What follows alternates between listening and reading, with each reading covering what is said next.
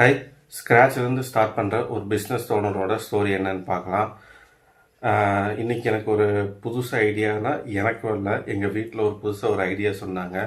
அதை இம்ப்ளிமெண்ட் பண்ணுறதுக்கு பார்த்திங்கன்னா நேற்று ஃபுல்லாக ஒர்க் பண்ணேன். நேற்று மண்டே அந்த ஒர்க் மட்டும்தான் பண்ணேன். அது என்ன ஐடியானா ஒரு சின்ன சர்ப்ரைஸ். அது என்னோடய இந்த பேஜில் தான் போட்டிருக்கேன். நான் பிஸ்னஸ் ப்ரொஃபைல் பேஜில் தான் நான் போட்டிருக்கேன். பார்க்காதவங்க நான் என்னோடய இன்ஸ்டாகிராம் லிங்க் கொடுக்குறேன், எஸ்எஸ் கிரியேஷன் சொல்லிட்டு. இல்லாட்டி என்னோடய வெப்சைட்டை அது இன்னும் லான்ச் பண்ணல. அந்த ப்ராடக்டை நான் இன்னும் லான்ச் பண்ணல.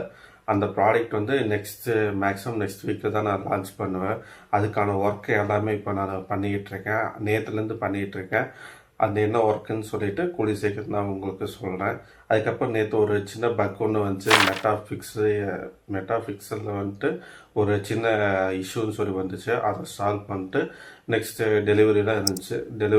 ஓன் வெப்சைட் டெலிவரி இருந்துச்சு.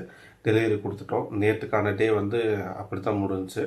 இந்த சர்ப்ரைஸ் என்னென்னு, நான் இந்த சர்ப்ரைஸான ப்ராடக்ட் என்னென்னு உங்களுக்கு நான் சீக்கிரமாக ரிவீல் பண்ணுறேன். தேங்க்யூ. லைக் பண்ணுங்கள், என்னை ஃபாலோ அண்ட் சப்ஸ்கிரைப் பண்ணிக்கோங்க. ஃப்யூச்சரில் எப்படி இருக்கேன்னு சொல்லி பார்க்கலாம்.